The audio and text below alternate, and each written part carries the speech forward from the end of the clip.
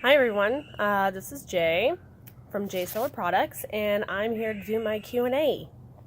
So I went on social media and I posted a Q&A, basically just ask me anything about my business, about myself, about certain products, or whatever it is that, all of you guys, all my followers wanted to know. So I got a few questions. A lot of them are really fantastic. I would have never thought to have talked about it. So we're just going to go ahead and go down the line and start answering some questions. So first question, someone asked me, what made you decide to do this? And that's very simple. I did this selfishly for myself. I started this company for myself. I wanted good products and I didn't want to pay an arm and a leg for all the super green and all natural and chemical free and no preservative products out there. And I started making it for myself. And then I started giving it to friends and family, and everyone really loved it. And I want to say there was one person, I want to say it was a cousin or a friend of mine, that told me I should sell it, that it was that good. So I just kind of went with it. I really like to do it, so why not? Why not try to make it a business? Okay, so next question. Any tips for keeping products fresh longer? And yes, there is. You can put things in the refrigerator. Very simple and effective. It helps slow growth for mold and fungus and bacteria. Now I do use preservatives to help aid in those problems. I use fermented coconut and fermented root radish. It helps with all of, bacteria, mold, fungus, and all of that stuff, but it doesn't last forever. It's not going to hold on a shelf for a year. It's only going to hold for probably about 3 to 4 months or so. I put an expiration date on each product that I make for you guys. And it's generally about 3 months. Face masks are really, perfect. If you can put it in the fridge, it will last you a lot longer. Other skincare products, I would be weary about putting it in the fridge, just because when you go to apply them, like especially the serum or the face moisturizer, you don't want it to be ice cold. All your pores are just going to shrink up, and it's not going to be able to absorb anything. At least with a mask, masks generally are gonna, warm up to the skin, and it's gonna sit there for a little while. And, especially the detoxing ones with the charcoal, the green line face mask, the mending willow, super detoxing. That's gonna extract anything out of your pores. It's gonna open them up already. So that would be, putting it in the fridge. Next question, what is your best-selling product? I'd have to say, I actually have never looked on my website to see which one is selling the most. I probably should do that.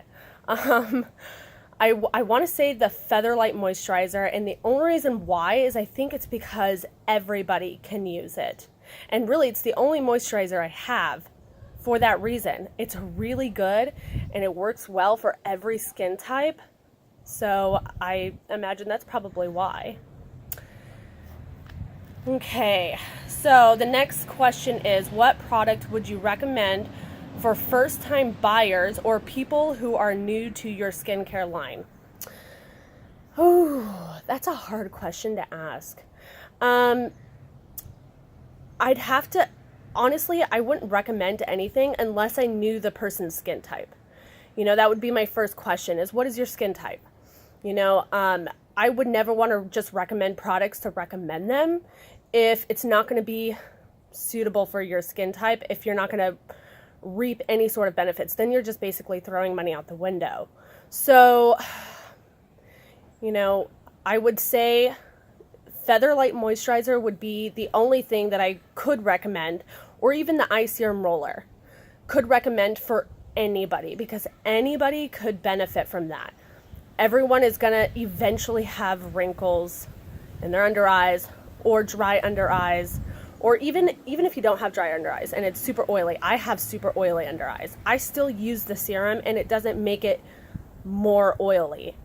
You know, it just, you want to keep it hydrated. The more hydrated your under eyes are, the less likely you're going to have wrinkles and things like that. Okay, so next question. What makes your products different than store-bought products? The biggest one is that store-bought products are sitting on a shelf. In order for store-bought products to sit on a shelf, you have to have some pretty strong preservatives. There are some preservatives out there that aren't terrible for you. Most of them are alcohol based, which is, you know, where I get alcohol based preservatives aren't necessarily bad for you. There's some really good ones out there. The problem is that there's alcohol in your skincare, and what alcohol does is kind of dry out the skin, even though there's not a whole lot of it in the skincare. I mean, that little bit could just make a world of difference. And then there's also really scary preservatives out there in skincare, like formaldehyde. It's, you know, it's in there not because it's beneficial for your skin, but it's in there because it's to keep the product on the shelf. And so that's probably the biggest difference from what I make, because there are also really, really great chemical-free and vegan and cruelty-free skincare products out there that you can buy in store. Like Pacifica is a really good one. Acure. I'm running out of ideas in my head right now, but there are some really good ones. But you just, you know, you have to be careful about what it is that's actually in it that's keeping it on the shelf. Okay, so what product would you recommend to someone with sensitive skin? That one's easy. The Rose Face Kit. Any product in that line, which is the Calming Rose Facial Cleanser. And it's the Young Frankenstein Facial Serum and the Desert Rose Face Mask. Any of those are going to be great for sensitive skin. A lot of the products have a lot of lavender in it, lavender essential oil. Which is really great for calming the skin, irritation, and all of that. Same with rose water. Rose water is an anti-inflammatory, really good one. And that would help with sensitive skin. Plus, the soap base that I use for the facial cleanser is unscented. Whereas the other two cleansers that I have, the Healing Sage and the Detoxing Charcoal, they have an extract, so like peppermint extract, which would be kind of an irritant to someone with sensitive skin. I definitely wouldn't recommend the Detoxing Charcoal because of that. And same with the Healing Sage, has eucalyptus, which isn't as irritating as peppermint, but it is up there. So I definitely would recommend Calming Rose Facial Cleanser for someone with sensitive skin. Let's see here. Do you have products that are good for eczema that a man would use, not girly smelling? So, yes, I do. I have the whole green line face kit. And now I don't put fragrances in my products for good reasons, because they don't do anything for the skin, so I put it in there. I don't focus so much on how a product smells. I focus more on what the product is going to do for you, what every single ingredient in that product is going to do for your skin. So I stay away from fragrances, but they do have a smell because I use essential oils and some other ingredients that also smell. But the Green Line Face Kit, that's a good one. It's got really, really good beneficial ingredients for eczema, psoriasis, and dermatitis, or super dry, scaly skin, scarring, and texture. Now, the smell is very peculiar. It smells very green. It's got spirulina in it, which kind of has like a seaweed smell to it. Very slight, because I don't put a whole lot in the product for that reason, because it does get a little overwhelming. But it's got clary sage, which is very herbal. And it's got bergamot, which is just citrus. It's a very citrusy scent, so it kind of helps balance the scents there. But that's definitely, I wouldn't say it's girly smelling at all. It's very earthy. Okay, so next question. How on earth is the moisturizer so lightweight but also so moisturizing? That's a really good question. So aloe vera is key. Okay, that is the base of the moisturizer. I don't use any butters for the cream because butters tend to be very heavy feeling. Yes, they're incredibly moisturizing, but for someone's face, it can also clog up your pores. So you kind of want to stay clear of that. It's not necessarily bad, but aloe vera is really good at being an incredible moisturizer without leaving any sort of residue or greasy feeling on your face. And then I also use sweet almond oil, which is very moisturizing, but it sinks into the skin very quickly. It doesn't, coconut oil, for example, it doesn't quite sink into the skin very quick. It takes a little bit. So it's not quite like coconut oil. Sweet almond oil is a little bit lighter, but still has, very similar benefits. Okay, so next question. Where do you make your products? At home or somewhere else? And I actually make it in my house. I make it in the basement, which sounds very creepy.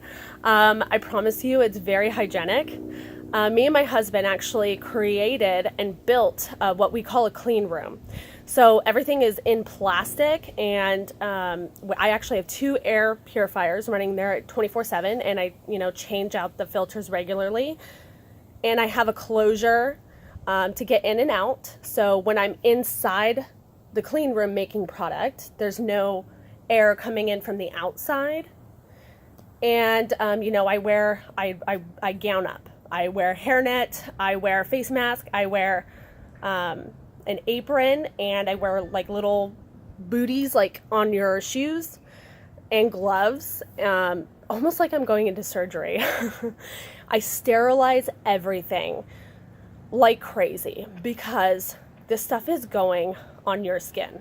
And I get very weary about stuff like that. And I'm also a germaphobe.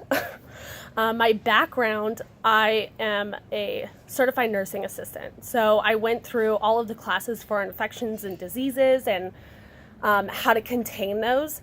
And so I feel like I'm pretty knowledgeable at making sure like I don't, infect anything that I'm making. I'm very, very, I sanitize every single product in my clean room before it enters my clean room. I sanitize them once a week, every Sunday. I sanitize the whole room every Sunday. I sanitize before and after I'm making product. I'm a stickler for this, for good reason. The stuff you guys are buying and it's going on your skin. So that was a really good question. Next question. What skin problems do you suffer with that inspired you to make a skincare line? Well, I kind of suffered from a lot of skin conditions. I suffered from really oily skin. I mean, to the point where it was like, I couldn't put makeup on. If I put makeup on, it would just slide right off. It was very frustrating. I couldn't understand why my skin was so oily. And sensitive skin, I get red and rashy very easily. And acne prone skin. So I kind of suffered from like 2 different skin problems. So like when I was shopping for skincare stuff, it was hard because, I wanted something for the oil and the acne, but I also needed something that was super sensitive, because anything just, made my face break out even more, or just turned it red, or like super dry feeling, even though I had oily skin, like super tight, and I didn't like that. So that's probably what inspired me to make my own stuff. Okay, next question. What frustrations did you have with commercially made products that you bought at the store? So, sorry, excuse me, I'm just readjusting. So the frustrations I had was that things weren't working the way that they said they were going to. It almost seemed gimmicky, I guess, I was just very frustrated. I would use all this stuff and I'm like, man, it's just not doing anything. My skin looks exactly the same. If not, it feels worse, And so I had a lot of frustrations with a lot of products. Actually, one of the products that really saved my skin was a couple of face masks, 2 face masks from Lush, and I used them religiously. I used them every other day, but they were 2, so I back to back. One day I would use this one, the next day I would use the other, and so on and so forth. And those were the only things that really healed breakouts and kind of contained the severe redness, because my face was very red. I can't remember what they're called, but I know one is Cosmetic Catastrophe or something like that. They were both for acne. And those were great. And that's kind of what gave me the idea, I could probably make this myself. So, yeah, those were probably my biggest frustrations. Okay, next question. What's the difference between your products and drugstore facial cleansers or masks? Or even high-end or luxury ones? I don't want to bash every single brand out there, just because not every brand is really the same. I'll talk about drugstore. Drugstore, I feel like they're all the same. And Garnier or Biore, or what are some other ones? St. Ives, I believe, is one. They all seem to be exactly the same. They seem to have almost the same products. And I guess the difference between my products and the general store products are, I don't use fillers. I mean, if you look at some of the ingredients, a lot of them are fillers. And they've got maybe 2 or 3 really good ingredients for what they're, supposed to do. But then it's kind of muddled in there with a lot of stuff that does really nothing. I try to make sure that every single ingredient I put in all of these products are gonna benefit your skin somehow the way that it's intended to. So that's probably and I guess high-end is the same. There's some really good high-end ones. They're not, I don't believe, vegan or cruelty-free or even, chemical-free and all that stuff. So if you're looking for a green, healthy option for skincare, this wouldn't do it. But Murad was one that actually helped a lot for oily skin and acne-prone skin, but I felt like it only helped for that. It didn't really help me for sensitive skin, which had always seemed to be the problem. Okay, so next question. What do you think the biggest problem is with in-store skincare products and why they don't seem to work? I think I kind of answered this in a previous question, but really they just kind of get a little gimmicky. And I'm not trying to blast any product or brand out there. I think everyone does their own thing. Everyone, obviously, it's still sitting on the shelf, so it's working for somebody. Just because it didn't work for me doesn't mean it's not working for somebody else. But I feel like it does get a little gimmicky. And, I kind of don't want to go into this, but there was one product. I won't name the brand or anything like that, but it was a detoxing charcoal face wash. And I really wanted to use it. And I looked at, the ingredients in the back. There was no activated charcoal at all in the thing, but they were advertising that it was a detoxing charcoal face wash. Now one would think that that meant that it had activated charcoal, and the face wash was black. And so I'm reading through the ingredients. I'm like, where the heck is this? Then I realized that it has black oxide I believe that's how you say it, oxide, which is a colorant. And I only know this now because obviously I've been doing so much research with skincare and stuff like that. Oxides don't do anything but add a color to the product. So they literally just had a black colorant and was advertising it for it to be a charcoal face wash. And that was very irritating. Okay, so next question. So I understand you're all about skincare and your body absorbing it. So do you think eventually you'll make body washes and creams? That is a really good question. Eventually, yes, I would love to make body washes and creams too. Creams a little bit harder. I have been playing around with trying to do that for so long. I mean, before I even started this company. And those ones are tough. Body washes, I have always wanted to do, have always had it in the works to do. I just haven't gotten around to doing it. But soon, very, very soon. And yeah. Next question. With your eye serum, how does it make your skin tight? Good question. So I use caffeine, which is perfectly safe for your under eyes. Caffeine now only temporarily tightens the skin underneath your eyes. However, if used repeatedly, it will improve the appearance of your under eyes. It won't, like, it's not magic. It's not going to magically make it disappear. Nothing, I think, in this world that is all natural and green and plant-based is like going to give you a miracle. It's unfortunate, but it's true. If you have wrinkles, unfortunately, that's just the way your skin is. The only thing you can do is just to keep it moisturized, and that's what the eye serum really does for you, is just to keep the under eye moisturized so that you're not causing more wrinkles. It will help improve your wrinkles over time. It won't make them disappear though. Okay. Next question. What made you use some of the ingredients in your products? A lot of research.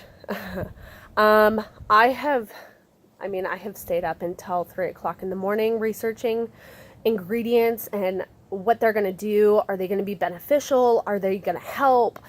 Is it possible for me to even buy these ingredients?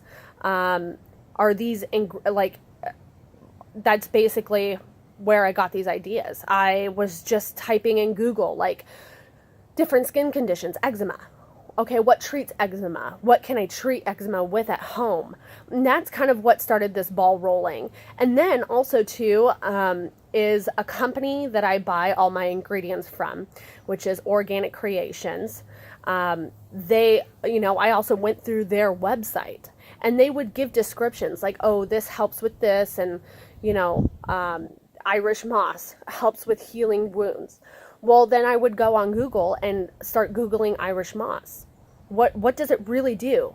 And I would read article after article after article after, hundreds of articles, just to make sure that that's actually what it was intended to do. And that I wasn't going to be throwing an ingredient in there that wasn't going to be helpful or going to do the opposite. So just lots and lots of research.